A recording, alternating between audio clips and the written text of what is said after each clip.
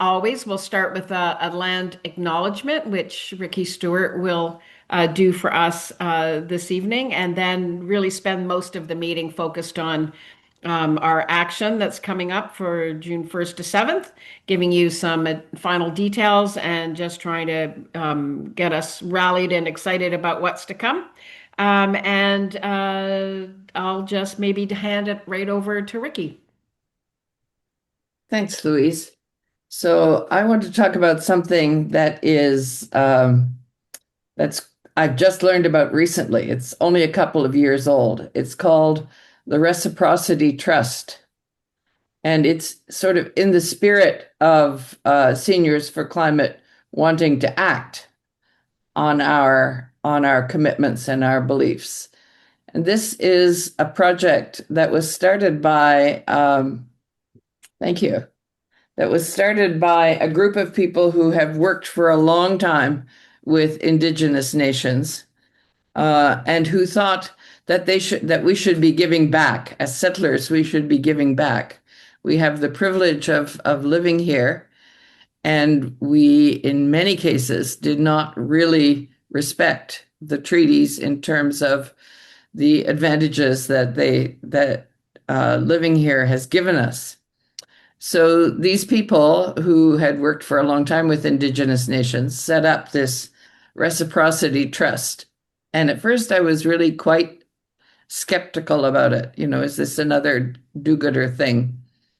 But what it is, it invites people to make a commitment to pay as much as they can. Usually they recommend 10% of your property tax as the equivalent of rent for using the land and taking advantage of all the benefits that being here gives us.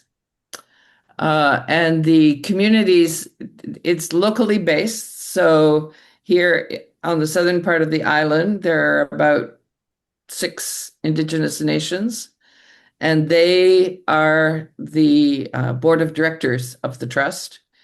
And they meet every year to divvy up the income that's gained from people's pledges. And they have made unanimous decisions about how to allocate the money, and different nations use it in different ways. Some of them use it for rebuilding Indigenous culture in terms of both the land and the sea through experiences for young people. Some people use it for food coupons for needy families. Some nations use it for things they need in their community center or to provide services to their community. So it really varies how it's used, and it's relatively recent. So they have, I think, several hundred households in the lower part of Vancouver Island that are contributing up to 10% of their property taxes every year to this trust. I think it's a great idea. Apparently, they are talking with people in Toronto about establishing one in Toronto. But it's a great idea. So if you want to find out more about it, you can look up Reciprocity Trusts with an S .ca and find out a lot about it. I learned about this because my husband is a Quaker, and their meeting house, because it is regarded as a religious society, is not taxed. But they thought they don't pay property taxes, but they thought they should make a contribution. And I thought, what a great idea. We can do that too. So I hope you will think about it and think about how, because it's a way that is very it's very hands off for us, and it is a small token of our appreciation for being here. Thank you. Awesome. That's great. And Lori's just put the link in the chat to the Reciprocity Trust. So if you want more information, it's there. That was great. I like how our acknowledgements actually are educational. It takes things forward. We're going to talk now about obviously our upcoming action, and that's the focus of the meeting tonight. We're going to start with Dave and Dylan talking about various aspects of our organizing. And I'll call on Dylan first to talk about the national media plan, but also just reminders around, traditional media outreach, who your spokespeople will be, your photographer and videographer and that kind of thing. So why don't I hand it over to you, Dylan?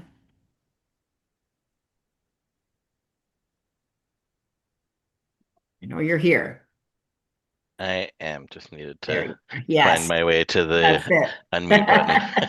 Hello, folks. Good to be here with you. And thought I'd give a bit of an overview of where we're at and what's next with media strategy. And I'll share some links, some of which you may have seen, some of which you may not. That might help fill in the blanks in terms of where things are at and where they're going. So I'll start with the basic overview is we're basically in terms of next steps in the process of updating media lists, drafting and pitching a national op-ed or two, and then possibly as early as next week, finishing up drafting and distributing a national media advisory, and then doing some targeted pitching to key journalists in relation to all of that. Of course, we just finished up the media toolkit for local organizers and did the workshop which many of you participated. But just in case for folks here who were not able to join or maybe haven't seen the toolkit itself yet. I'll throw that in the chat. Here's both the toolkit and the workshop. They're both available on the website. So if you haven't had a chance to check those out, I would definitely recommend that. There's a number of sample advisories and releases and talking points that you can use to adapt into letters to the editor, into op-eds, and into other outreach materials. So hopefully that's helpful. And some of the key things we wanted to check in with all of you about are if you haven't had a chance to review the workshop or the toolkit, would definitely encourage you to do so. And if you have any questions, feel free to reach out. We'd be happy to connect about that, and hopefully the templates will be helpful for those on your team who are doing the media outreach portion of things. And just wanted to flag, I think this has been mentioned before, but just in case, it's good to start thinking about who your local media spokespeople may be, if you don't have that identified yet. Of course, we've got national spokespeople that'll cover a lot of that, but it's helpful to identify that for media who want to cover your local event or who either in advance or might be coming out to it, to know who they can speak to, and otherwise designating someone to take photos will be really valuable. One of the things we encourage in the toolkit, and we'll be trying to do this nationally as well, is an approach you can take to a press release after your event is one where you tell a bit of a story about what the event was like, what you organized, and share some photos to bring it to life. And that can be a really good way of getting some coverage after the fact. And that's most of it. I will share one thing you might not have seen is the media strategy, which is right here. Just to give you a bit of a clearer sense of what myself and some other folks nationally are working on.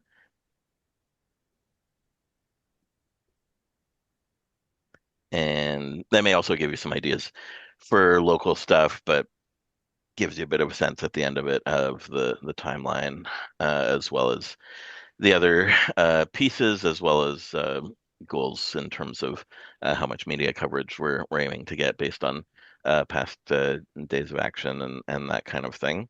And that is essentially it in a nutshell. Happy to answer any questions, but hopefully that covers the basics of what we've got ahead of us in terms of media outreach.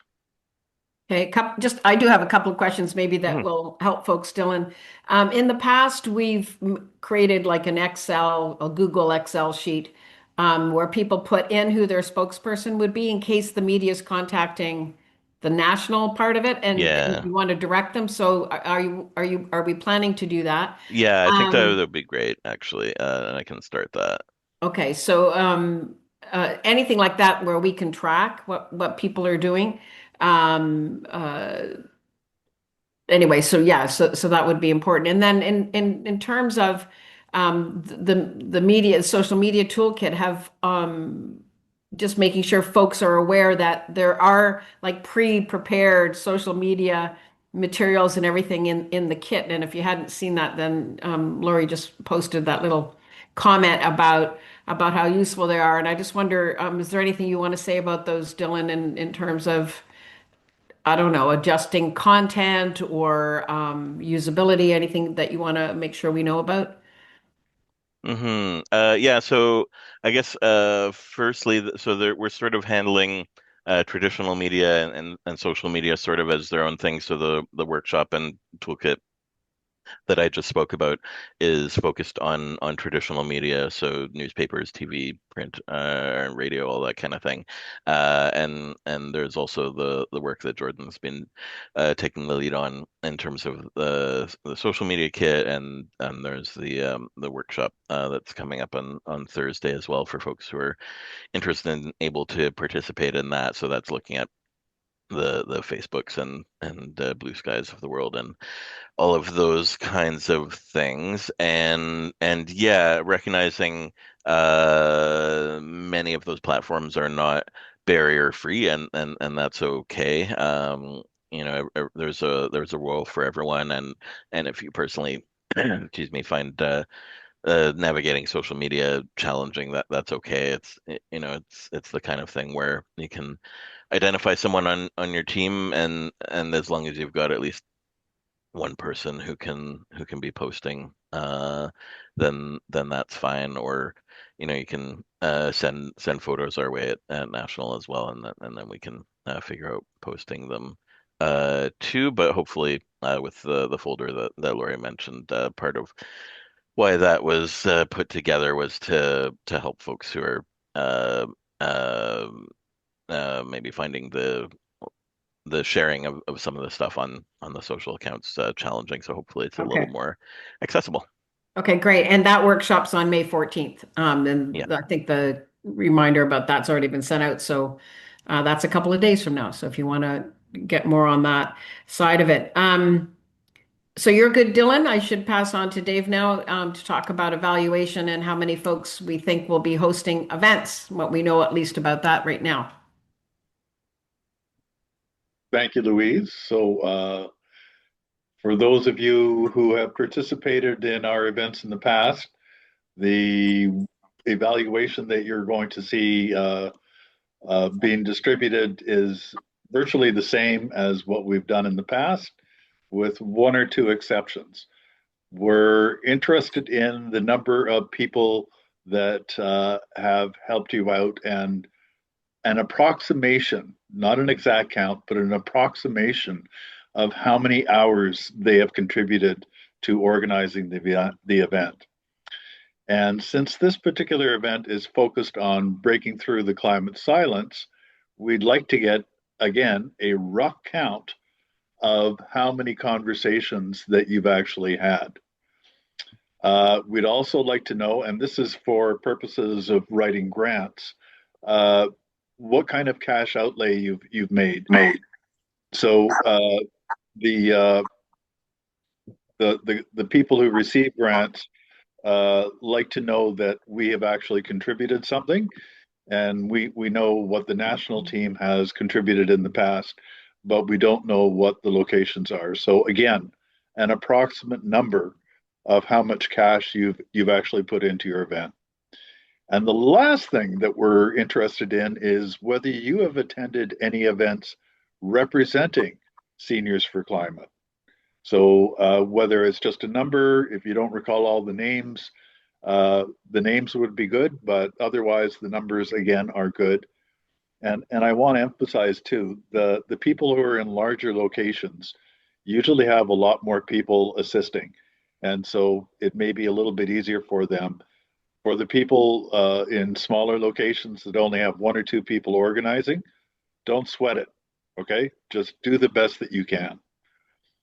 I will be the evaluation is not currently published, so I can't actually share it right now, but I will be sending out the link for it probably with the follow-up to this meeting. Anybody have any questions on the evaluation? I might just, yeah, I you're just might becoming pop in pros. here. Yeah, let me just pop in and say why this is important and why we're asking for it. It is unbelievable just how much we are all contributing in kind and cash to this effort. So when we make an application to a foundation, they like to know what other resources do you have, and we've never really we made an attempt this in a recent application, and it was a simple little formula. You know, a number of locations, a guess on number of hours it takes to organize an event. You know, $25 an hour, a little simple calculation. We had almost nearly 200,000 of just in kind contributions from folks. And we know that folks may be getting micro grants, and we want to continue to offer those. But we also know that people are contributing in addition to that. So any of those calculations or any of that data that you provide is really helpful, like super helpful. The time period that we're covering, Dave, is a good question. Is it Earth Week and Environment Week?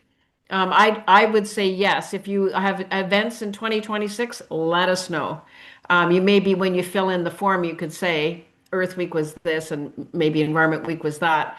But really, it's a generalized ability to say what our contribution has been, and it's enormous. And we should really encourage funders to be as excited about it as we are. So that's what's driving the request. It's not because we want to be data hounds.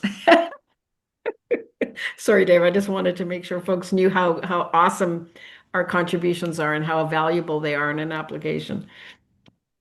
That's okay, Louise. Does anybody have any questions on that?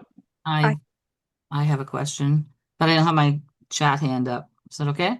Yep. Just a quick question. Go ahead. Oh, David, when you're talking about people that you talk to, do you mean at the event, right? Like Yeah. during? Yeah. Okay.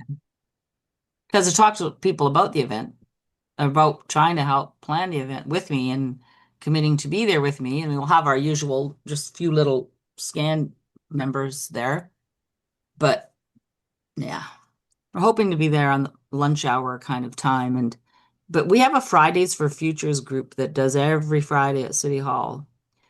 They're every Friday at 2:30. So we're just we've met with them before, but we're going to join with them after we do our little park thing.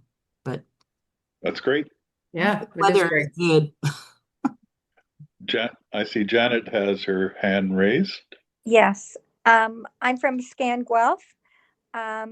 So this evaluation, say for example, I didn't get down all your information, David, I can go on the website and the evaluation's there with all the questions and everything you've asked us to calculate and get ready for you and submit. Is that correct? I will send out, so the evaluation is not currently published and I can't share it.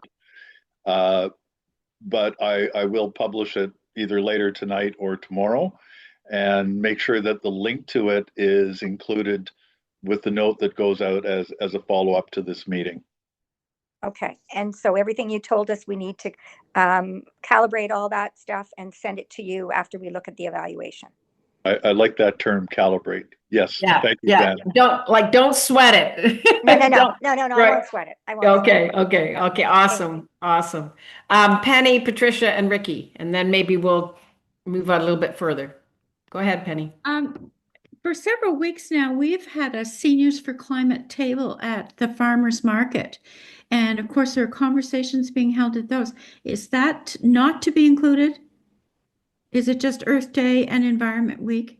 I would say Earth Day through Environment Week. If you're having a conversation, mark them down, please. Okay, but not these weeks that have been going on since really January. You don't want those. Again, I'll say, between Earth Day and Environment Day. Okay, very good. Thanks. Patricia. So I want to clarify that because our major event was during that Earth Week. So you do want information from For that, sure. what we can get. And we also had a farmers market event.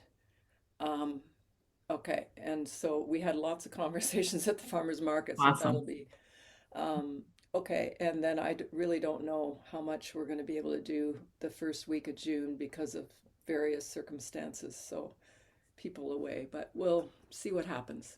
Okay, that's all good. It's all good. We appreciate what you are doing. Yeah, absolutely. Ricky, did you put your hand down?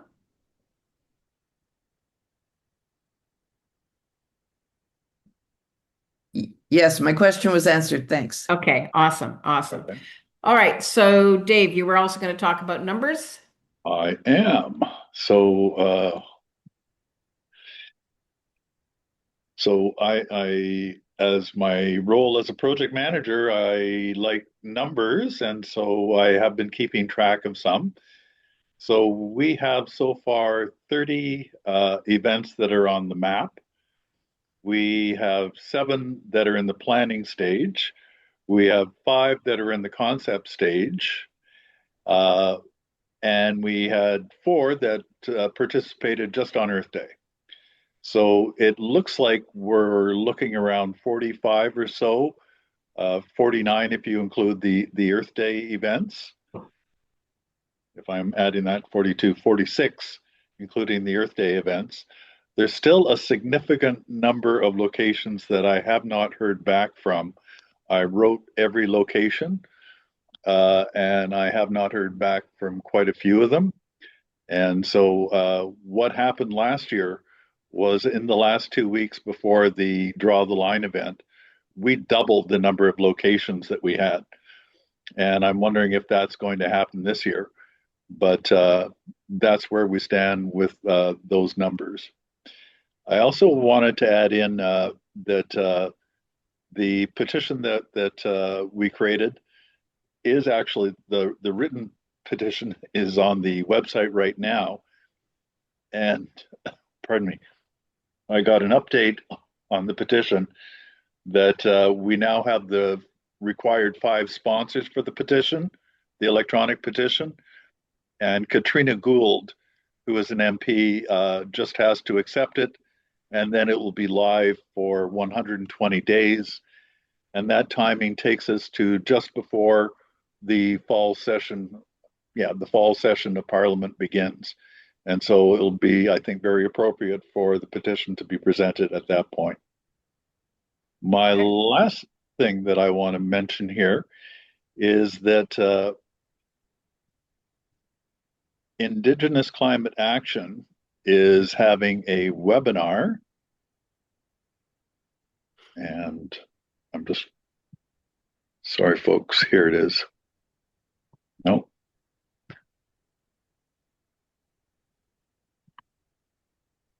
They're having a webinar, and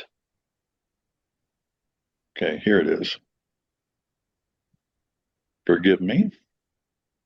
That's why.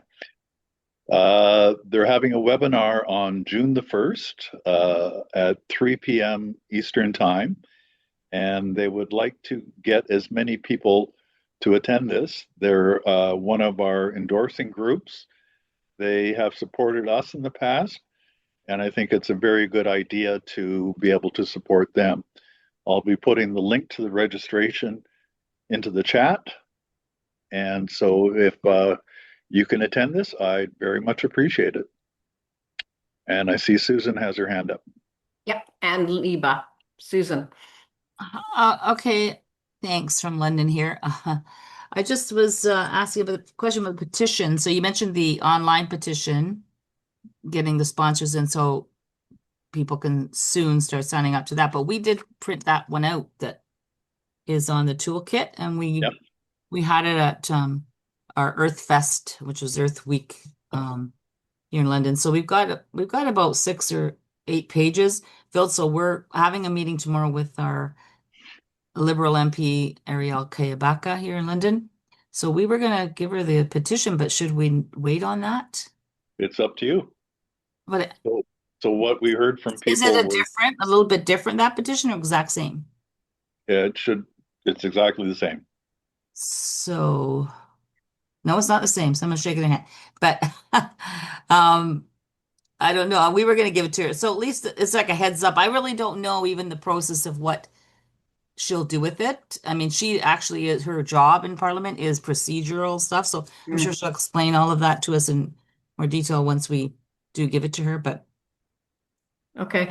Laurie, do you want to do a hot pursuit? okay. Thank you. Hot pursuit. I like that.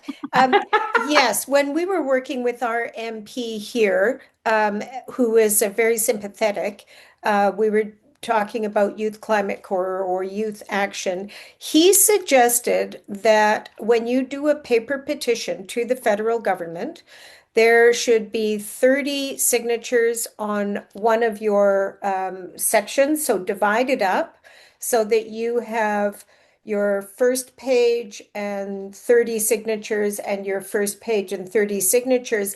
And then your MP is able to stand up 2 times to present it again. So every time you have 30, and they only want 25, but he suggested you get 30 because they often will not allow some of the signatures. So that way you know that MP has the chance to stand up because it's quite strict. So get 30 signatures and submit them attached together in different packages.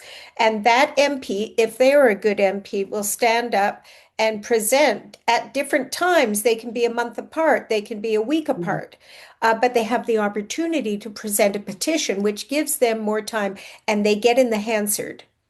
And the other thing is you're talking directly to your MP or an MP, which has a different impact than an online petition. The online petition is going to go to whomever in a different fashion. So having the paper petition is quite powerful because it is really people in that MP's area that is and that person is hearing from people that they represent. So both of them are very good, and that's what the MP suggested we do for petitions. Excellent. Okay, Liba, that's great. Couple of things regarding the petition. Can somebody put the link to the electronic petition in the chat, please? I didn't somehow realize that it was already live on on the government website. It's not. Okay. So What Dave was talking about was we're getting the sponsors, and so we're waiting, I think, for Karina Gould. And so once he's got the number of sponsors required, I think you mentioned 5, Dave. Yeah. Correct. Then it will be live. So we're close. Thank you. We have the sponsors. We just need Karina Gould to accept it. All good. Thank you very much. Second thing, now that Toronto knows what it's doing, by tomorrow morning, it will be up on the map. I'll do that. Third thing is regarding Earth Week. We didn't work with Seniors for Climate Toronto. We worked with some other folks here in Toronto, but we had an amazing event. Do you want that to be tallied somewhere? Yes.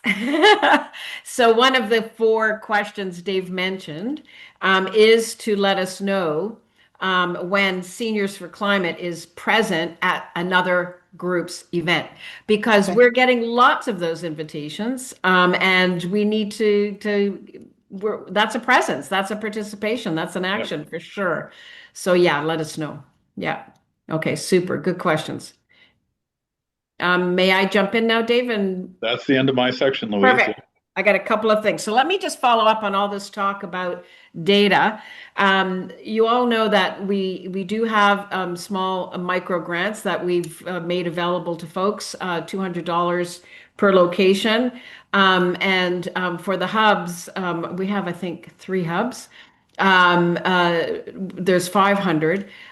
We have a limited budget. We're obviously working to raise more money all the time, but we have a limited budget.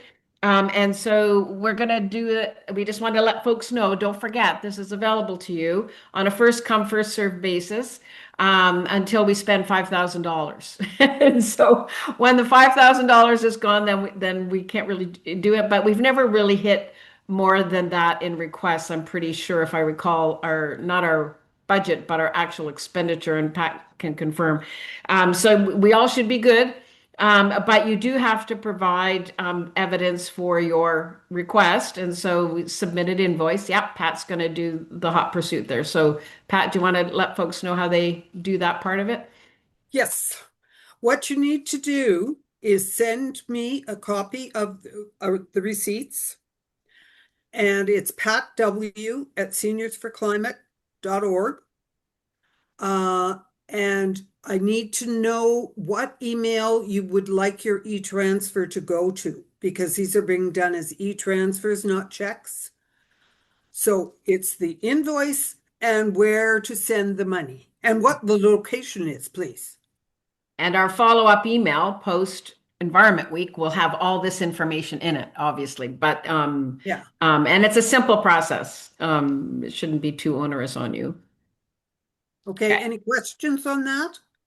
I know Patricia has a question, but it's probably not about that. It might be. Patricia, is it about the microgrant? Okay. All right. Okay, any questions about the microgrants?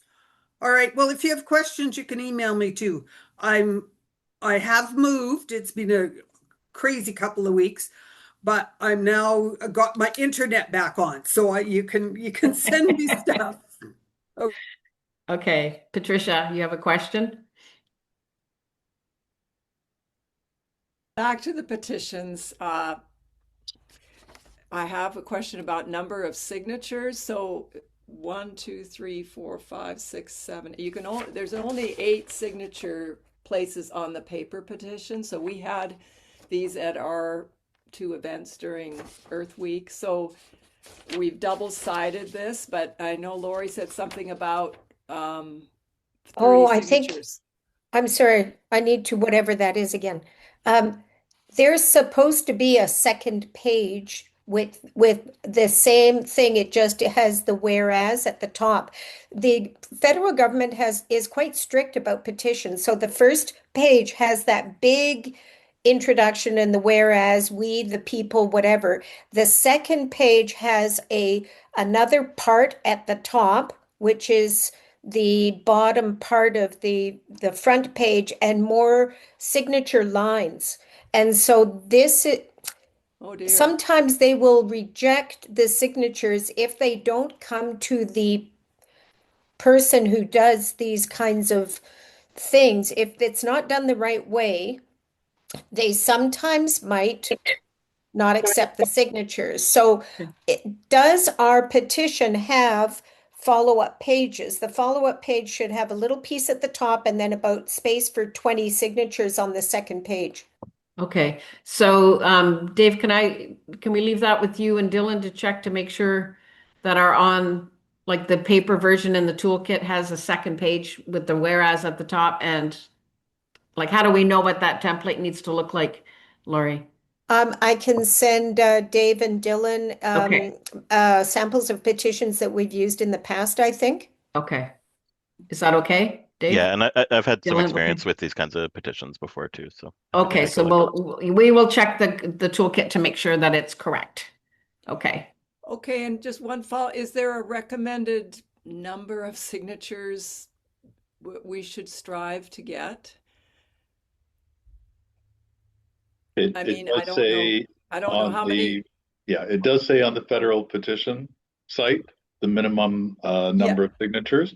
I'll make sure that the link to that goes out with the follow-up note to this meeting. yeah, it's 28 or something, but we'd like to get more than that, but I don't know if we can, how many Okay. we'll get because we actually have 2 MPs, so, and it's not, but it's a smallish community. Anyway, thank you. Okay, you. great. Dylan?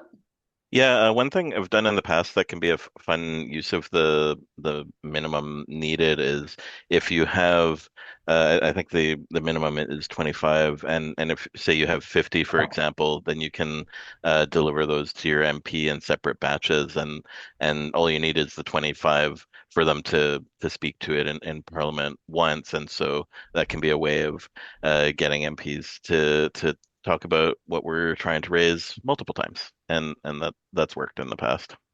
Okay, yeah, I think that's what Lori was saying about getting that 30 or so and then doing it again, and getting it in there over and over. Okay, great.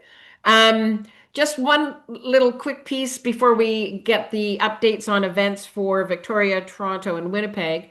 We are all getting invitations to present to different groups on Seniors for Climate work, whether in your local community or somebody wants to know about the national campaign.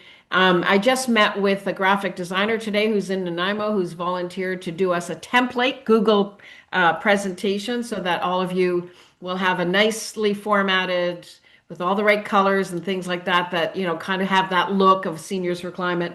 But it'll also be set up into kind of 4 elements. So the history of Seniors for Climate, so that's all there for you.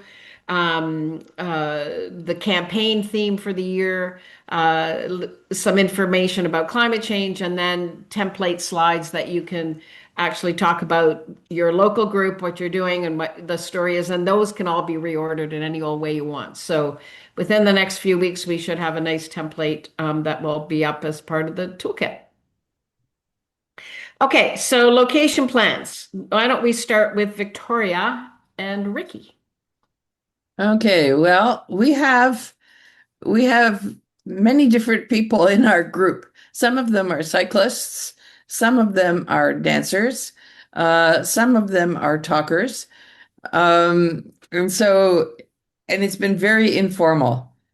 So what we're thinking of doing, and it is not final yet, it's still in the planning stage, is we have sort of a main pedestrian walkway downtown, Government Street, where Monroe's Books is, and various other shops. This summer, we expect to have 1 million tourists come into that area from the cruise boats. So there's usually lots of activity on Government Street. So the dancers want to do Red Rebels. So they are going to be walking up and down that area, Government Street, and we will have a number of places where there are little conversation nooks with people saying, "Talk climate to me." And we will ask the Red Rebels will be encouraging people to come and sit down and talk to the people who are at the various little tables to have climate conversations. So that's the plan. And we need to make sure that we have all the people who are doing the conversations and all the people who are doing the Red Rebels and all the people who are doing the publicity working together to make it all happen. And that's not quite there yet, but it's getting there. There seems to be a growing interest. Like when we did the big event a couple of years ago, the organizing committee was about 6 people, and now there are about 60 people on our mailing list for organizing events. But that doesn't mean that we have the ability to herd 60 cats. So we'll see. We'll see how. Excuse me. We'll see how it goes. But I'm looking forward to seeing what happens because the weather is great and there are lots of people out on Government Street. Great. Thanks, Ricky. Liba, do you want to talk about what's going on in Toronto? Sure. It's a very quiet event. It hopefully will break through the climate silence for some people. We're trying to reach people in this event to who are climate curious, and we want them to attend an event at a library that's in the inner suburbs. So we're moving out of the core of Toronto. We want to attract them to learn more about climate activism at the local level, and it's called The Power of Local Action.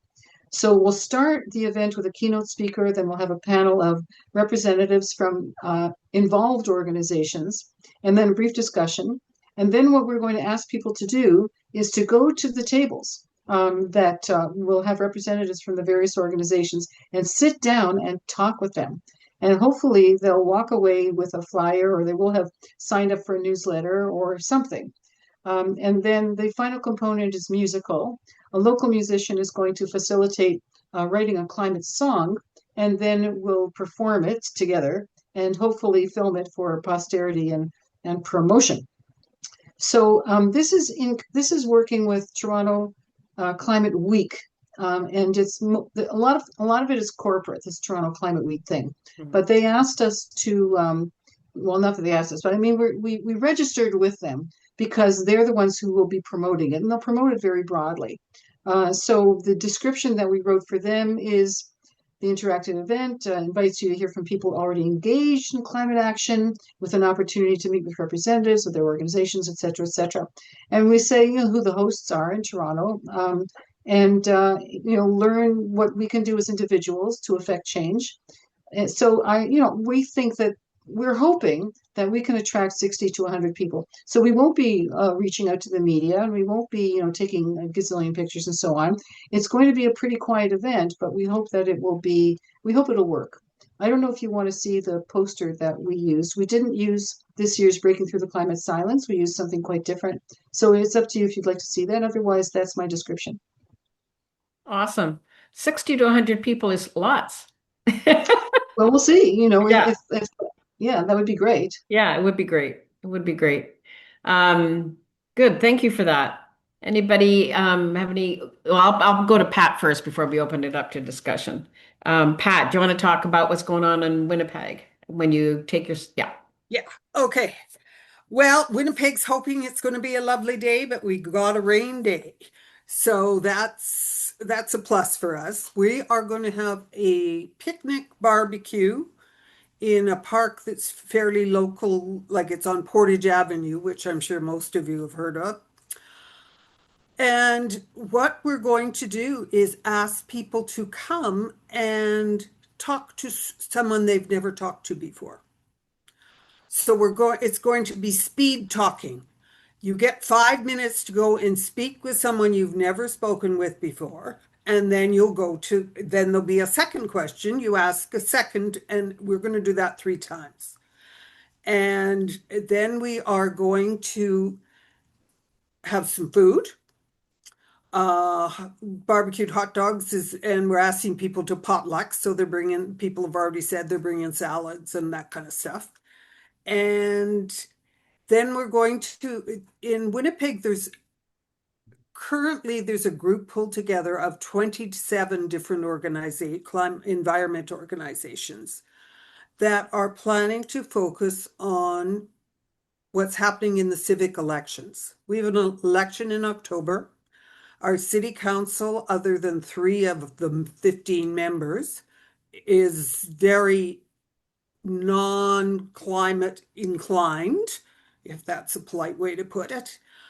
We have had other words for them. And what we're going to do is at this event have a big board with all 15 wards, and we're going to set up we're asking people to sign up so that they can be part of small groups in September that go and talk to each candidate. So the candidates for their ward, this group of 3 or 4 or 5 people from the ward we'll have questions prepared for them. And the large group that has been meeting will have, they're deciding on what are the 5 kind of topics that we need to focus on. So that's what our questions will be focused on, will be those 5 events. And someone from that committee will be talking at our event after we eat. And the Raging Grannies, who are very active here, will be coming and singing 2 or 3 times and getting everybody all excited. And we're dreaming 200 or 300 people. So, but we're Wow. going, like all 27 of these groups will be letting people know that this is happening. And hopefully we'll have that many people. We will see. We haven't had that many register yet, but the poster's only going out this week. So we shall see what happens, and it's June 3rd. Fantastic. Wow, fantastic. I love all those events and all the ways we're going to figure out how to get people speaking to each other. This is fantastic. Jane and Judith. So we were looking at Environment Week, and then the Cowichan Valley Regional District invited us to be part of a Cowichan Climate Gathering, which will bring in a whole bunch more people. So we're going to do a lot of promotion, right, like right through Environment Week, but our we're the Cowichan Climate Hub is a collaboration that includes a number of environmental groups and some climate is our whole emphasis, and there's all the intersecting issues. And so we decided to make that our main event because when we did an event which took a huge amount of organizing back last September, we had over 200 people in our small community that showed up. And we think we'll get some of the same, a lot of the same crowd and some overlapping people. So we will probably have more than 200 people that come through. That's awesome. And our emphasis is always like have a chair out in front of the table and sit and have conversations. And Good. so looking forward to doing that. That's fabulous. Fabulous. Judith. Well, I'm really, really proud to share the plans that we've got for our event in Kingston. I expect 1,000 people here if we're lucky. It's called Earthfest, and this is our poster, and I can send it around to you. You can see that the symbol of the poster is the Earth with a whole bunch of activities, stars around it. The things that say on this, come celebrate the Earth for all ages, live music for all day, meet a nature therapist, fast bats, honeybees with jobs, temporary tattoos, try a green coffin, sign a huge banner, hooray for wildlife rescue. Anyway, it goes on and on and on.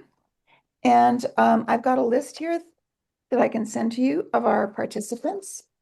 We have 21 booths signed up for the environment, 13 booths signed up for science and things you could do.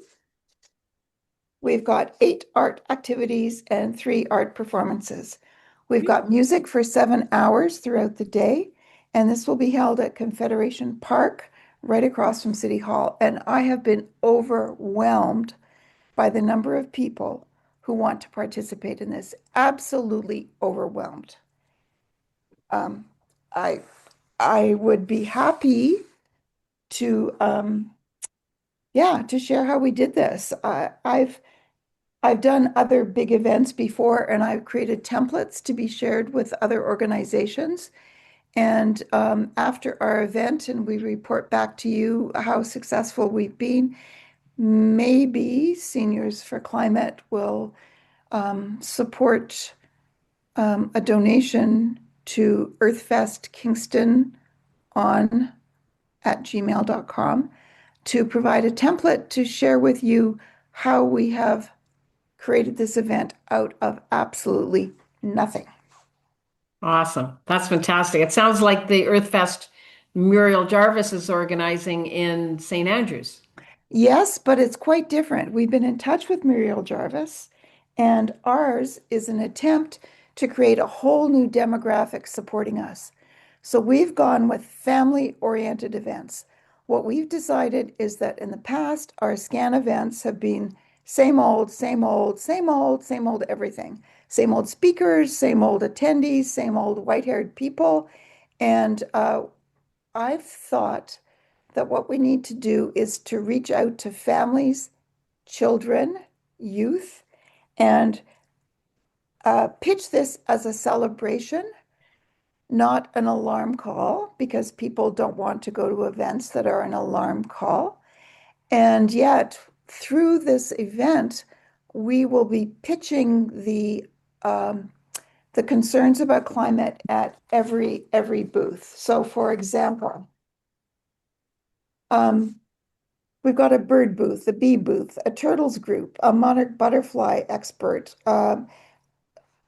All of these will be talking about how the climate breakdown will affect the species that they care about. We had on Quirks and Quarks last week, I know many of us listened to CBC, there was a report on how a Queen's University group has put tiny, tiny trackers on the wings of monarch butterflies to figure out how exactly they get from here to Mexico and beyond. And we've got them participating. Anyway, I'm overwhelmed by the support that we've got. And anyway, that's my Good. report. Congratulations. Well done. Penny.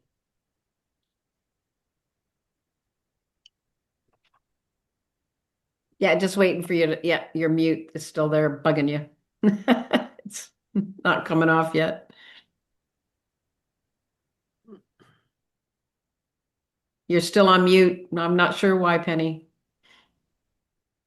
There we go. There. Better? Yeah. I'm you really, dark? really impressed. I'm really, really impressed with hearing about Kingston, and I would like to know about it in more detail. I love this idea of the template. I think a webinar on just what the planning stages were for Kingston. It would be really wonderful to have this information shared with us. Thank you. Super, Penny. Thanks.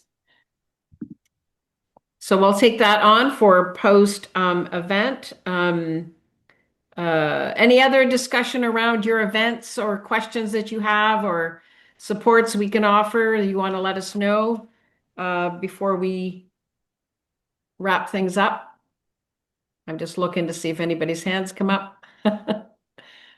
We're good? No discussion, no other issues on your mind? Nothing I've forgotten? Okay. Our next meeting is June 9th. So it'll be after the 1st to the 7th events. So lots of debrief on obviously those events, but also talking about our thinking leading up to the September action, which will be focused on the same theme, breakthrough the climate silence. But focused in some cases on the municipal side, as mentioned, but mostly on meeting with members of parliament, federal members of parliament in their constituency offices or via Zoom for those of us who are in more rural locations or further away from a constituency office. Many of us use Zoom to have these meetings, and so this or whatever other mechanism, Teams or whatever people use. And we're just starting to get organized around that, talking to Kathy Orlando at the Citizens Climate Lobby, talking to other folks in terms of like Climate Action Network, in terms of what they might be thinking about for the fall. So we'll have a lot more to say in June and then leading up to that September event. So same theme, but different kind of angle. Like Judith was saying, many of us are focused on talking to families in this particular case and having conversations. We have something very similar in terms of New Brunswick with lots of families coming. But the fall event, we want to bring a little bit more attention to the risks of being silent on climate change, which is I call it sometimes the great hushing that's going on, and we'll be in full flight in the fall with legislation proposed that's likely to dismantle a lot of the environmental protections that we have. So it's an intense period, not just in our own communities, but potentially what's happening nationally. So stay tuned for more of that conversation. And if folks wanted to stay for any reason for more conversation that you didn't feel was covered, we can stay on the line for a little bit longer and have that post-meeting chat. But if there's no other questions or concerns or issues to raise, what would I say if I was in class? You're free to go. Class has ended, or whatever we're calling it, our round table. But folks are welcome to stay if they want to stay. Janet, you've come up on my screen. Is it because you'd like to say something? No, I was late. I couldn't get on. I couldn't get on, so I was late. So I wanted to know, Louise, was there something I missed? I saw most of Dylan's presentation on the social media toolkit. I'm on for Gina Lamel because she couldn't come on, so I'm on for Scan Guelph. Is there something I missed at the very beginning that? So if I saw all the pretty well everything that Dylan said about the social media toolkit and got all that information. Absolutely. And the social media workshop that's coming up on the 14th in a couple of days. Yeah. Okay. And are you going to be sending another link to that? Or should we have already received a link? You probably got a reminder already on that. Dylan or Dave, do you want to say anything about that? If you're here. I think the email already went out. Eric, did the email go out on the workshop reminder? Oh, no, sorry. I keep getting that wrong. Workshop is the wrong term. Dave already explained that to me. It's a Q&A. Yeah. Oh, because we have, thanks for giving me the look, David. Just to remind myself. Where can I unmute myself? So right, it's a Q&A, and the reason it's a Q&A is because we've done so many workshops already on this topic, and we have fabulous videos. And so the session on the 14th is actually a chance for you to come and just kind of do an engagement, a discussion back and forth, because you've already got the resources and so on through the videos. And that information, I think, though, has been sent out with the link to the videos. And I'm just looking at to ask you, will it go out again before the 14th is my question. It's already gone out once because I'm assuming that not everyone maybe has seen that email or thought or realized that they had that email. I was not planning on sending it out again, but if anyone did not get it and would like to see it, just please send a note to admin@seniorsforclimate.org. Okay, great. Thank Great. you. And another question to add, in the chat, a Google website came up. Was that Google website in relationship to the social media toolkit, or was it for something else? I don't know. I have somebody else has to answer that question. Oh, I think I shared the national media strategy earlier, and that's a Google Doc, so that's probably what that was. Yeah. Okay. Thank you. You're welcome. Mia.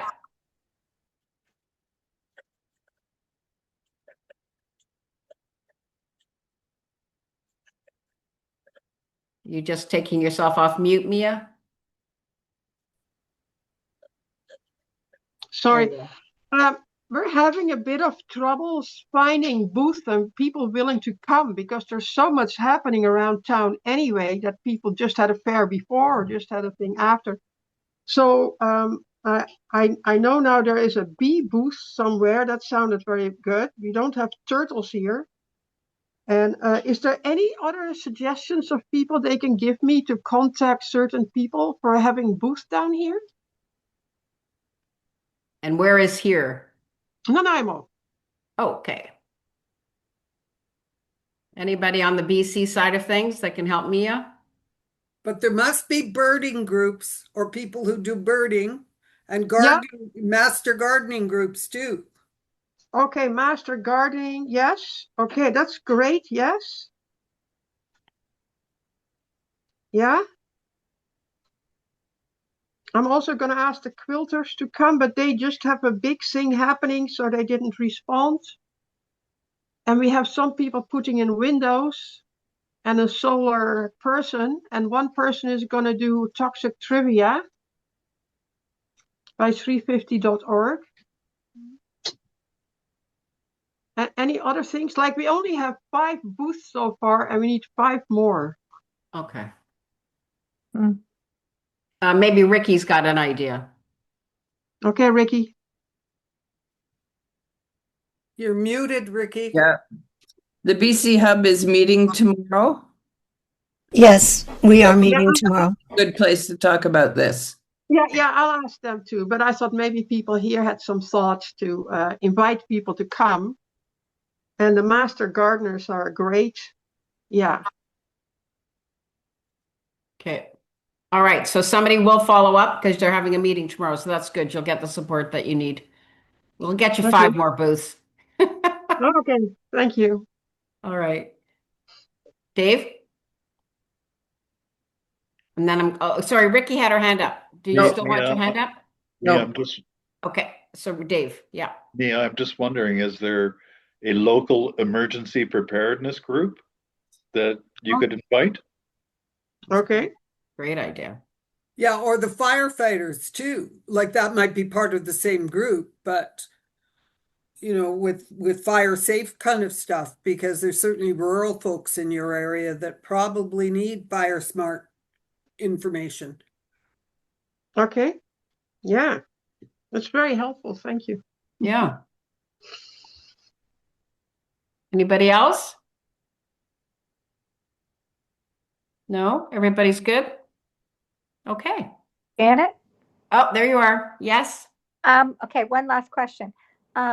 Is there any more information on the website or out there about the action day in September so we can get started on it before our next meeting in June? Or do we just have to wait? Yeah, I don't think we have anything, do we, Dave, yet? Because we haven't really pulled it. I mean, other than the broad idea of what we're going to do. Okay. But there's Dylan? information on how to talk to your politicians on the website. That's right, but nothing specific about, we've got the supporting information about what to do and how to do it and how you reach out, and especially around the idea of meeting in their constituency office. We've been getting lots of advice about that, but we haven't got the whole, campaign sketched out like we do for the June event yet. Okay. Yeah, yeah. Thank you. You're welcome.